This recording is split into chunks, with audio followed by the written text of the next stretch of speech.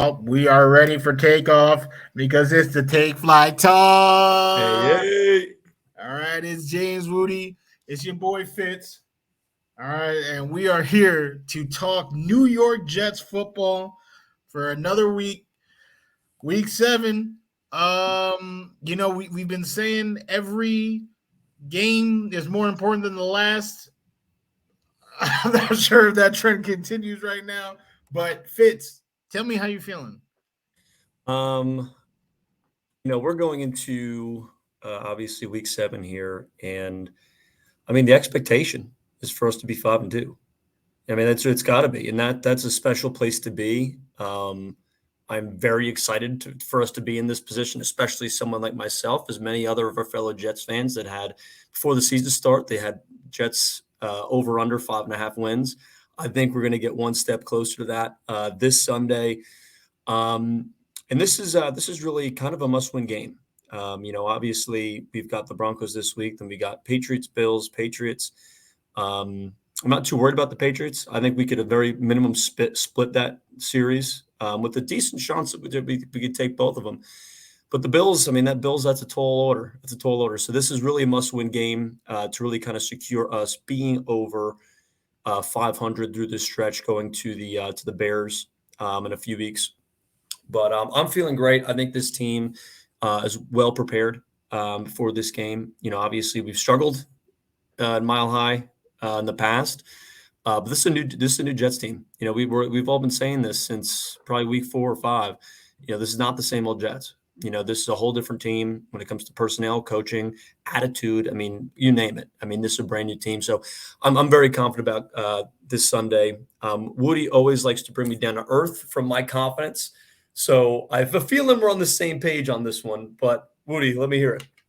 I mean, dare I say that a team that has just been dumpster diving for years and years, are we about to have a usually we are the trapeze, the great teams, the Rams, the Super Bowl headed Rams, are facing the Jets, and we're like, oh, that's an easy win. And Gay says, oh, you know what? Let me win 2 games so we don't get Trevor Lawrence. We usually are on that side of the trap game.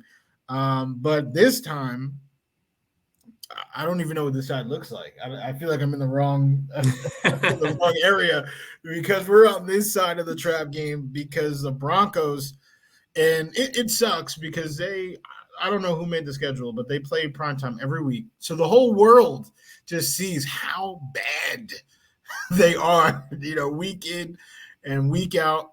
And it's just it's embarrassing. All right. I was just, Fitz and I were just arguing about the Shanahan tree, what that has to do with us, what that doesn't have to do with us. But Hackett is a fellow Shanahan disciple, but he not acting like it. I don't know. He reading his own script. He following Scientology right now. I don't know what he's doing because that offense, it's actually the worst in the league.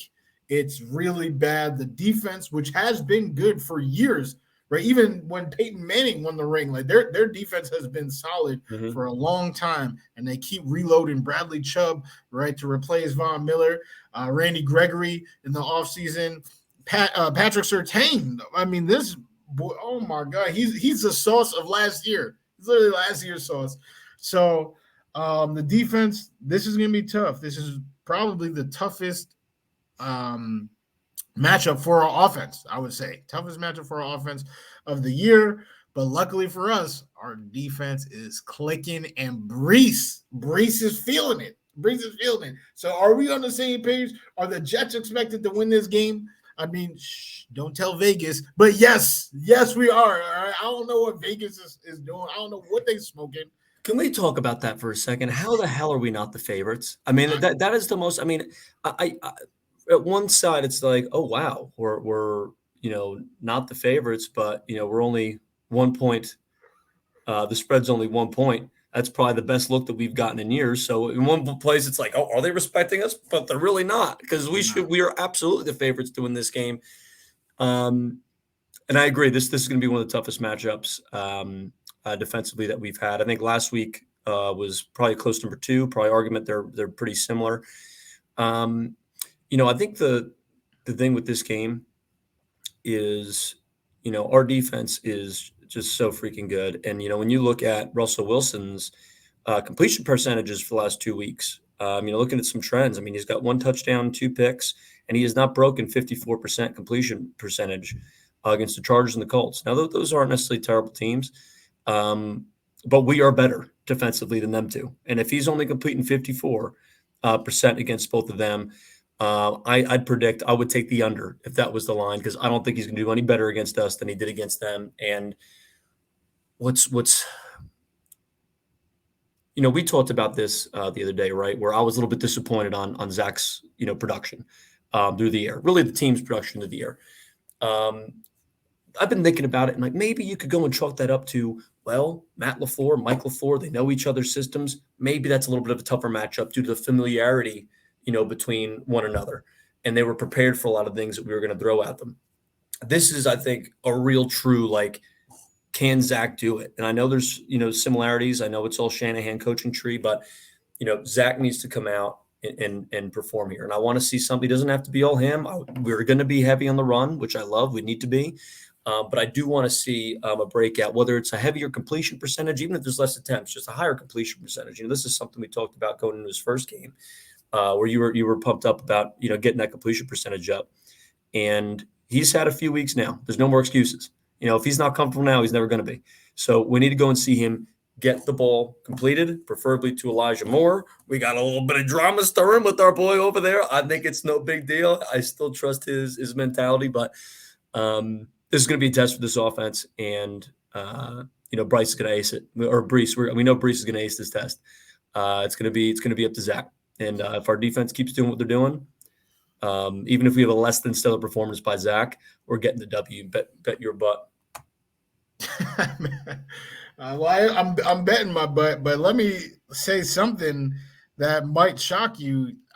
I think you coming down too hard on the kid with the keys. If he doesn't have it now, 18 games played in the NFL, he's never going to have it. Allow me to strong disagree. Well, I didn't say never. I meant this season. He's had a few weeks now, and I'm sure he's going to get better in time, like a fine wine. But this season, he's been able to go up against tougher teams. He's seen it. He needs to learn. He needs to adjust, and he needs to be better now. That was my only point. Yeah, we might have to throw the challenge flag, run that extra replay, because I think you said never. But don't matter. It's not here nor there. The way that I see it, I actually just said this to somebody. I can't remember who was asking me, but I was saying after the bye week, right, might be that time, that recalibration where we see something. And then, at that point, it's a nice mix of, not so good teams. And then, we'll have the Bills and, some better teams as well. So I think if he's not looking good coming out the bye, that's when I'm sounding the alarm. These next 3 matchups before the bye or is the Patriots before the bye, the second Patriots, or is it after?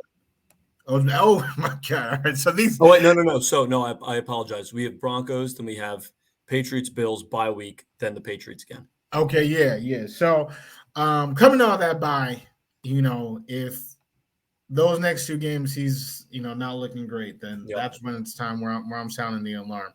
But these 3 games, these are the 3 toughest defenses. Obviously, let me actually say, with both AFC East teams, the offenses are, clicking. And Bailey Zappi is he the next Tom Brady? Oh my! I hope not. These obscure bums that Bill Belichick just grooms into greatness. I don't know, but this is the week. I guess I'm going to agree. I wasn't thinking it, but you said it, and now I'm thinking about it in the future. This is kind of a must-win. We need to be 5-2. This is a team. The Broncos have lost 3 straight. The Jets have won 3 straight. We couldn't be in further opposite directions. During these last 3 games, the Jets are number 2 in the entire NFL in points per game and 4th in points allowed per game. We are top 4 in both metrics. Our point differential is crazy. Okay, and we're not talking about the fourth quarter. We're talking about the whole game for the last 3 games. And you're going to tell me that Denver Broncos, who points differential is in the minus? Their point differential is in the minus. You're going to tell me that they are favored in Vegas? Get out of here. Who do I need to talk to in Vegas? Because whoever it was probably in the car with Henry Ruggs getting drunk.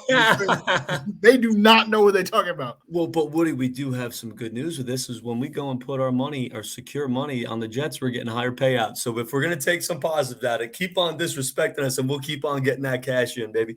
That's true. Straight cash, homie, because we will be balling. With Zach specifically, I mean, he's gonna have to make plays, and to this point, I cannot say that I haven't seen him make plays when we needed it. I would say each game, it sucks. There is some 3 and outs, there are some bad throws, some bad decisions, but when push comes to shove, and obviously that's now we talking fourth quarter. It's a new child that's in there. So I'm fully confident in the Jets. You're confident in the Jets. How confident are we? I'm gonna say the final score of this game is gonna be 20-10. I'm going 24-7. Wow. I think that with this run game that we have, if Zach's able to put it together, which I really think he will be, and I think this whole Elijah Moore thing is really a good thing for the team ultimately. As we discussed, in the last podcast, what happened with Quinton Williams, he comes back and bounces back after he got vocal. If people aren't hearing you, if you're not talking about it, nothing's going to change. And maybe there were better ways that conversation could have happened, but that's not there now. We're here now. And if Elijah Moore is able to come out here and, continue to get open, and now that it's a thing, he's going to be getting more looks, hopefully, because we want to see him succeed. The kid's a stud. We also have a little bit of drama stirring in Denver as well with Melvin Gordon. Melvin Gordon was liking a bunch of tweets saying he was getting disrespected, not getting enough game play time. So seeing him come in, old man Melvin, I'm not going to disrespect the man, but if we stopped Aaron Jones and A.J. Dillon and kept them under 60 yards rushing, Melvin Gordon I ain't worried about. I ain't worried about Melvin Gordon, especially if we keep on doing what we're doing. So, if we continue to stop him, Russell Wilson, we're going to be getting pressure on him. He's proven that his agent's probably one of the best in football. To have a payday like that and be performing the way he has. I'm not worried about Russell, if it even is Russell. There's a little bit of questions about this. Apparently, he's claiming that he has, what did he say? He has Wolverine blood. Wolverine blood.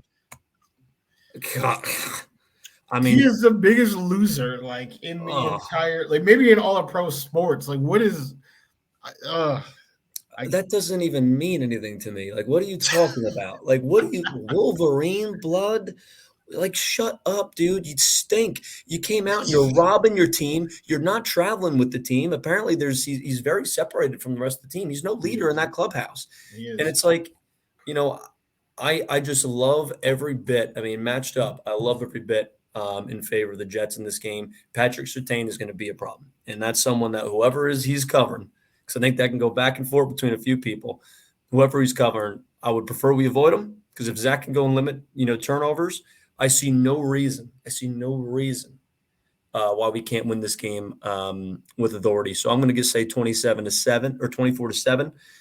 I don't think they're getting any more than one touchdown on the board. I agree with the one touchdown. I do think a field goal will also be added. I'm nervous about the Jets finishing ability, which sounds crazy because, like I just said, during this streak they've been number 2 in the entire league, scoring throughout the whole game. But this is a good defense, and just like Green Bay, they are really good against the pass, but the run is where they're starting to funnel yards, which is perfect because that's when we're actually starting to ball out with the run. So it's kind of perfect alignment. So I don't expect to see Zach air it out. Like I would be shocked if he has more than 200 yards passing on the day. So I'm expecting maybe a Brees punch, and then for the sake of my fantasy team, an MC punch, and then some 2 Zerline field goals for the 2010. But who knows? I mean, I feel like if there was a game, we saw a glimpse. We were teased with the first ever Sauce pick six. It barely hit the ground. Mm-hmm. It barely. It was so close. If you saw the replay, maybe this is a time that what Russ is cooking, what he really needs to cook is with that secret sauce. And I'll talk about Sauce Gardner. Cook that pick six. Holla at your boy. Yes, sir. I'd love to see that. And one last thing on Zach, and then I want to hear the Woody 3, because Woody put together an awesome Woody 3 this week. Looking at this game, the reason why, like you said, you'd be shocked if he's over 200, and sadly that I probably would agree, but I think that needs to be the expectation. And I'm not saying this for any other reason, but when we get to the playoffs, if that's the route that we end up going, if we get a wild card, if we win the division, whatever it is, if we get to the playoffs, we're not going to be blessed with playing some crappy teams there. You know what I mean? So this is the time to do it. This is the time to show me what you can do, especially against a team that is a lot weaker of an offense that we're going up against. So Zach's not going to have to do a ton. He's not going to have to do a ton. I think if we scored, we punched in the end zone twice, I think we're winning the game. But I want us to go and rack that score up, because guess what? Like we just said, 2 weeks from now, we're going against the Bills, and they are a complete team. And if we're not able to go and have Zach Wilson throw for over 200 yards against the Broncos, we're not going to be able to just rely on Brees Hall against the Bills. It's just as simple as that. We need to have a dual threat. And now is the time to show me that you can beat a good defensive, good pass defense in the air. And again, it doesn't have to do anything crazy. We don't need 1,000 attempts. But throw the ball, get completions, and move the ball down the field. And I want over 200. 200 is not a very high ask. I mean, we got some of these guys throwing. I mean, Matt Ryan threw for like 389 last week. Matt Ryan. And it's like, we need to be like, for 200 needs to be, the bare minimum, I think, in this game. Although I would also agree with you saying I would kind of be a little bit shocked, because I think we're going to go with the game plan to win the game, as opposed to also get a little bit of practice for our young quarterback going into Buffalo. So sadly, I agree, but he's just got to do it here. He needs to get this experience against a good pass defense, because last week, sadly, it just didn't work out. That was a test of what he could do against a great pass defense. Less than impressive. And I'd love to see him go and bounce back. I still believe in the kid. I still think he's going to be great. But this is the week that he's got to show me that he can do it. One thing I'll say in response to Zach, because we're on different sides here of this. I'm cool with letting him rock. Like, when we face the Bears, air it out, give him 40 attempts. That now isn't necessarily the best. Let's rack up the wins how we can get them, and then let's play around with our food, in Jacksonville and all that. But Mark Sanchez just came out. I saw an article in the Post, I think that was today, and Mark Sanchez was talking about, that fine line, that super fine line of, because he will be the first person to admit it. He was carried by a great defense, great rushing attack. All right. And, it's that fine line of still getting your quarterback involved, still getting him ready, because if he's taking out the game and not even taking those mental reps, then when his time is called, he's flabbergasted and does something like butt fumbles in front of everybody. All right. So we've seen that. So he made it a point to advise the coaching staff to, keep Zach involved. So I think we agree. But we just, it's not 50-50, right? It's looking like 70-30 or 60-40 right, in terms of the wins, via the defense and run, and then getting Zach that experience. And we're just disagreeing which should get the lion's share. But I'm not necessarily saying lion's share, just a balance. I think ultimately we do agree there needs to be balance. And even if it's favoring the run, that's fine. Like I don't need to have a majority of passing. I just want to see improvement. I want to see a kid that can come in here and throw for over 70% completion. I want to see a kid come here and just be confident, like he did the first couple of games he's played. He's looked very comfortable in the pocket, and I want to see that amount to more production against better pass defenses. And when it comes to how many times you throw or run, I don't care. I want to win. You know what I mean? Like that's a big. Who cares? But at the same time, I think it does mean a lot if he's able to show it against the Broncos defense, because we're going to have to rely on him a lot more than we have been really the past few games in this win streak against Buffalo in a couple of weeks. Well, that is inarguable. Yep. So, it will definitely be a dogfight. Hopefully not a massacre when we face Buffalo. But we ain't looking at Buffalo. We looking at Denver. All right, this is. Are you looking at three things right now? Is there three things Woody's looking at? If I had a third eye, we grow right here. I'd be looking at three things all at once. Tell me, baby. We're talking about the Woody 3. All right.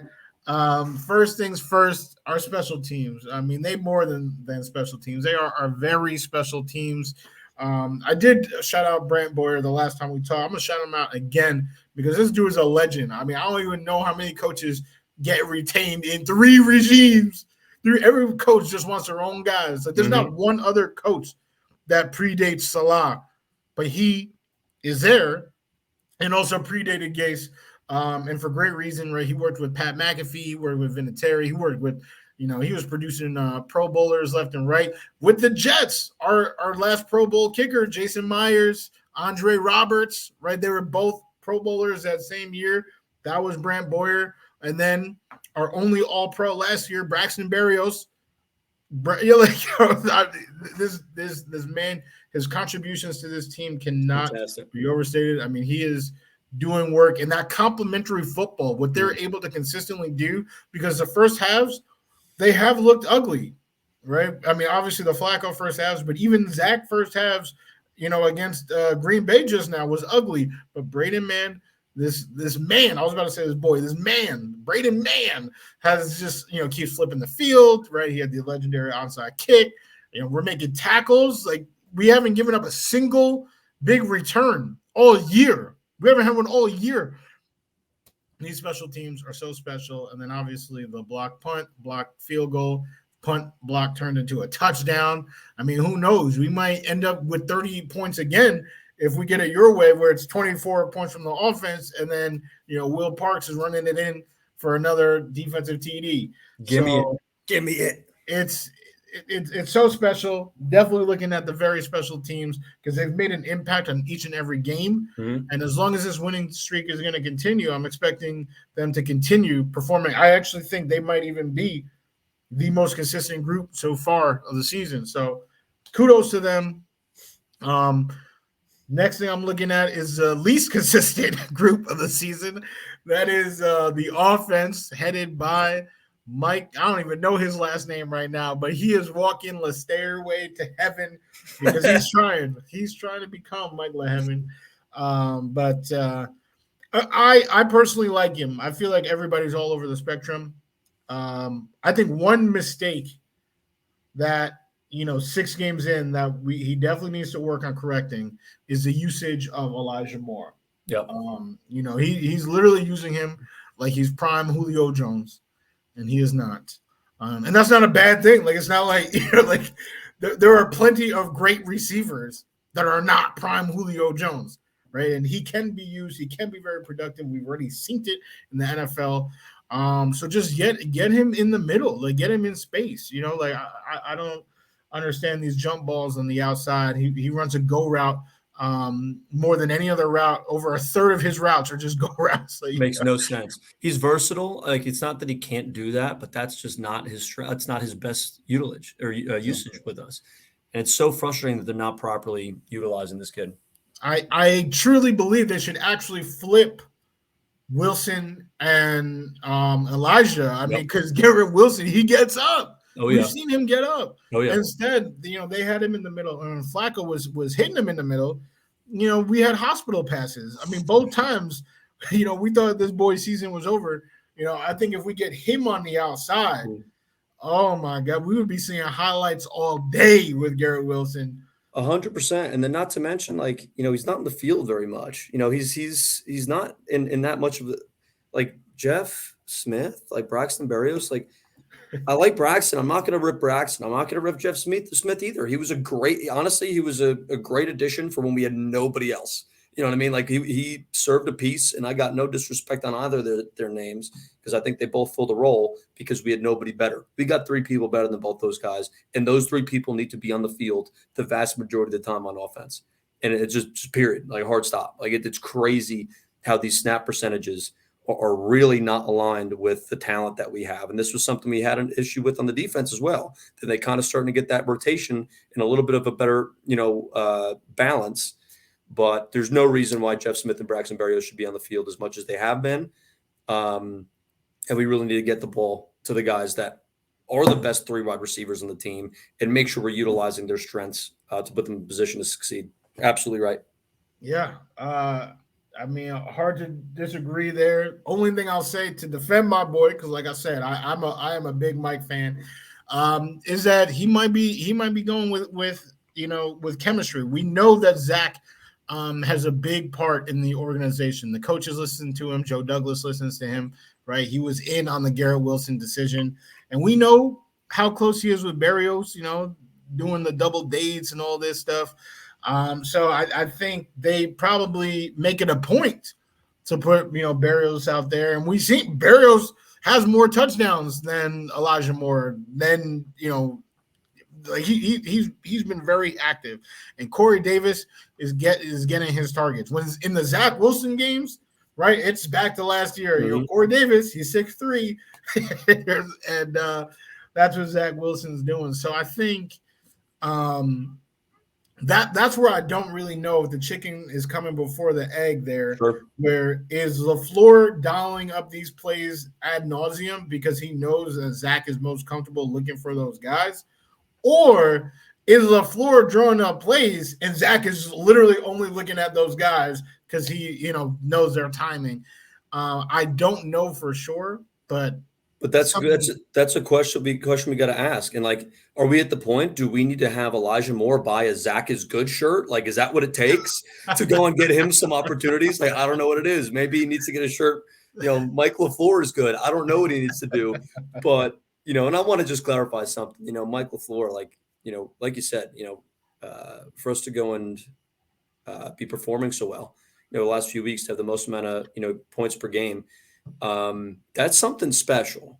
And, coming from a team where our offense has been anemic for years, that is a big turnaround, and he's got his pieces and he's producing. So although we might, be a little bit upset of how we're getting wins, we're getting points on the board, and there's not a single point that's going to come from me or any other reasonable person. But, it is one of those things where, although we are performing, it's because we got one guy significantly outperforming, I think, a lot of people's expectations, or really what he, to an extent should be doing. We shouldn't just rely on one guy. We need to mix it up. And I love that he's been so productive, and I don't want to stop. Keep feeding that boy Breeze the ball, baby. Like, I don't stop. But, I think Zach's got to come out, and we need to have a more complete offense. I think we've got a generally complete team. Like you said, we're top 4 in both offense and defense in the league. Like, that's wild for us to be there in 2022. That's probably where I was expecting next year, not this year. But if we can go and just complete, have a complete offense where the pass, that the run is just in a great spot where we've got no worries. If we got to have Zach drop back and throw the ball, I think we're going to be better off. Yeah, absolutely. I mean, that's also part of what I was talking about with Lesterway is the Brees usage. I mean, he was not a first-round pick. My wife actually asked me. She was like, Brees is doing work. Like, she's watching the games.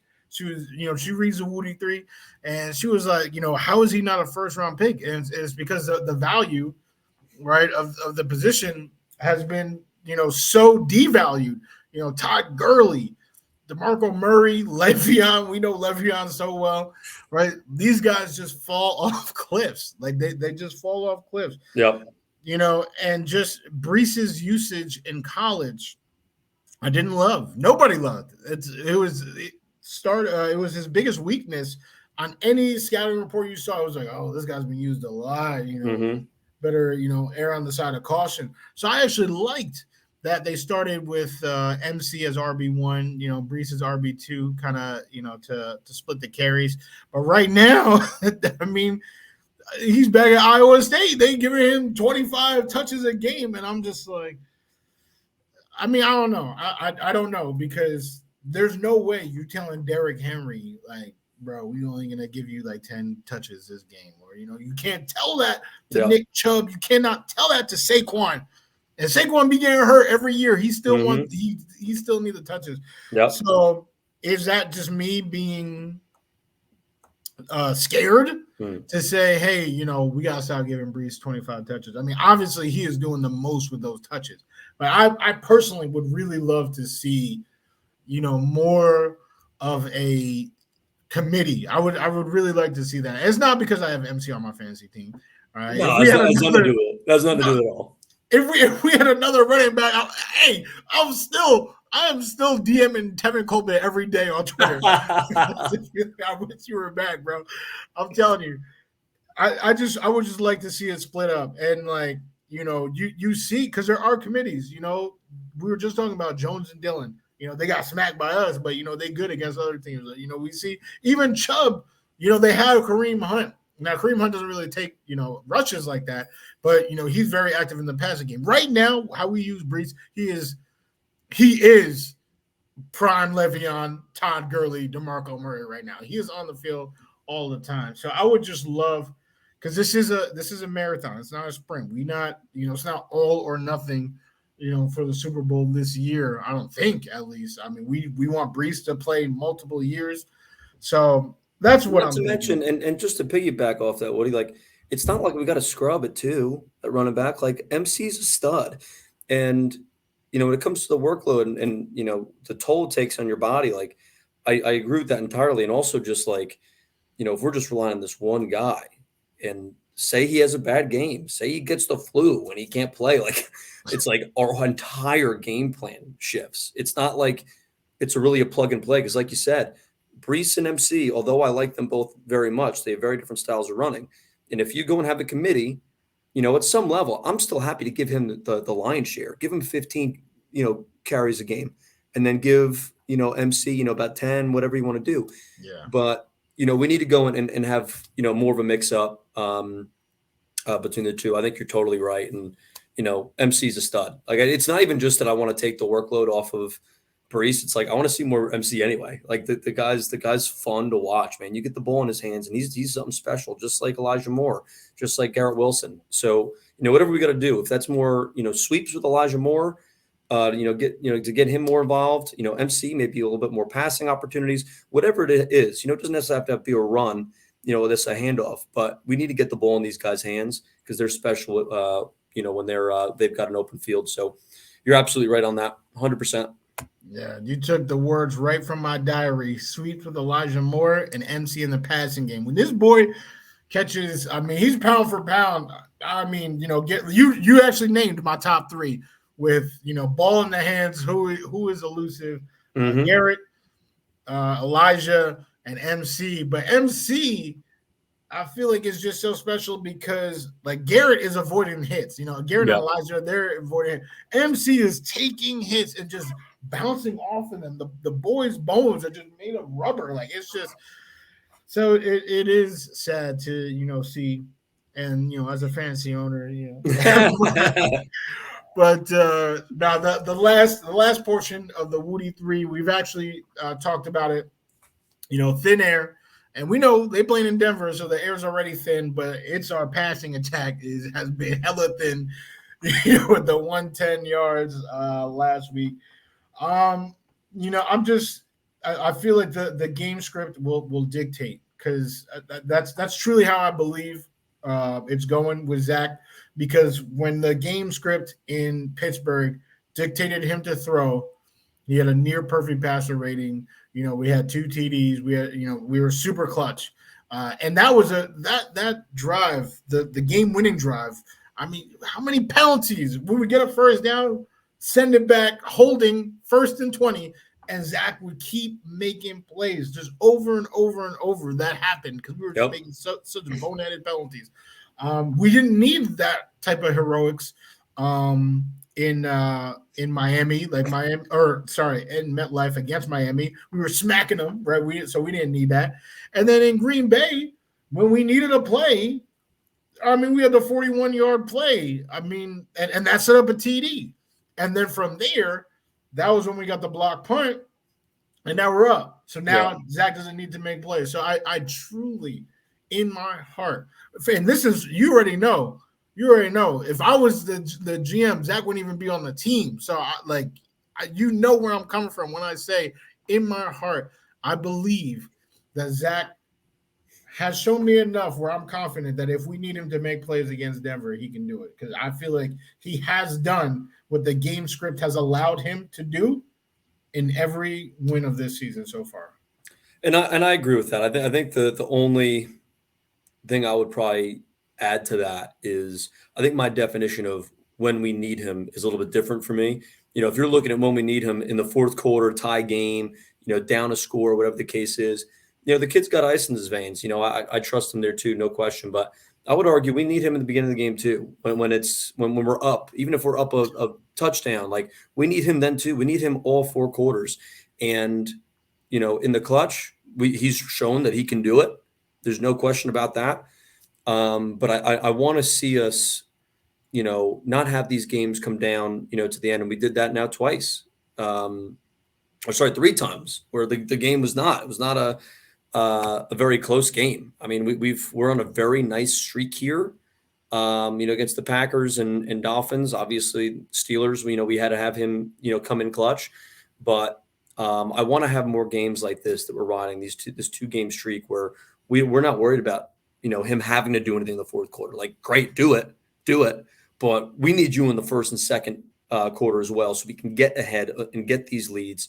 So God forbid, it's football, man. Any given Sunday, somebody messes up, something happens, we give a big play. We're not scrambling to go and make up, for a mistake, and we've got some cushion to work with. So I'd love to go and see him, do that thing he does in that fourth quarter, all four, because he's got it, and we really need to make sure that we're keeping this separation.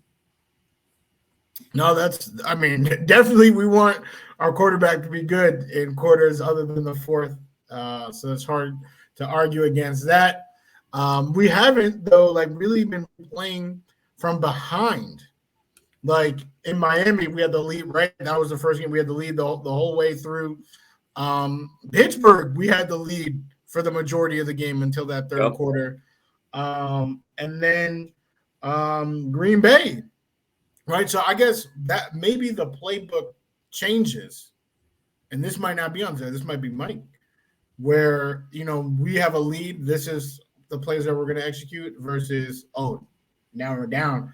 So I feel like if we were down in the first quarter, which we haven't been during this streak, we might see some Zach. Woody, Ian Rappaport just tweeted, Jets wide receiver Elijah Moore, frustrated with his role and usage, has asked for a trade. The team has no plans at all to trade him.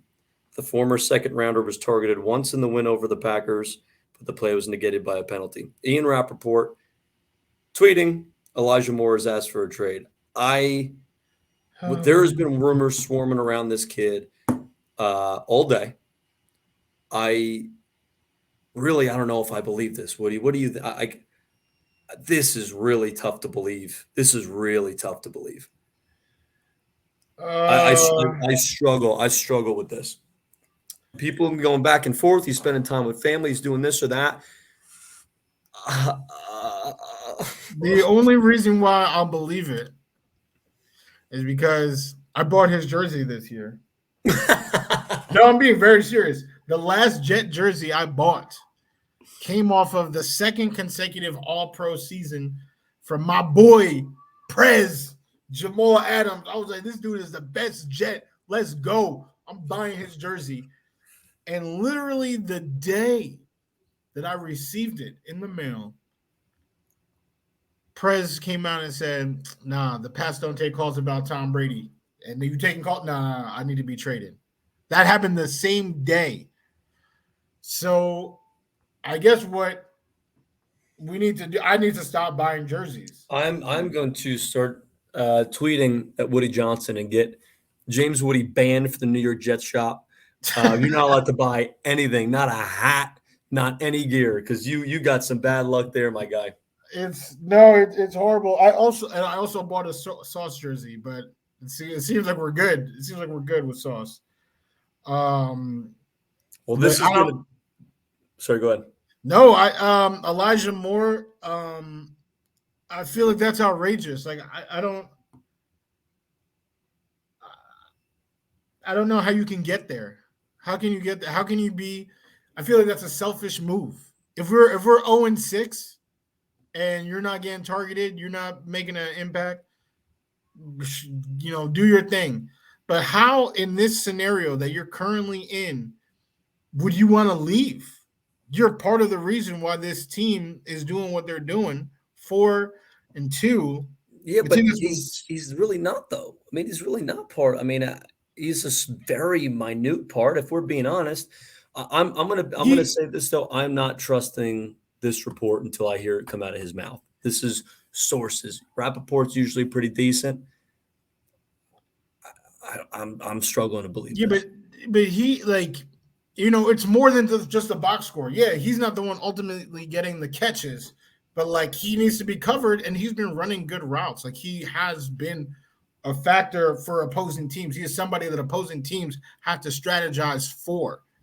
Like I feel like he has been a part. Like he has been part of this ascension, this Salah regime. I mean, he was the first receiver picked by this regime.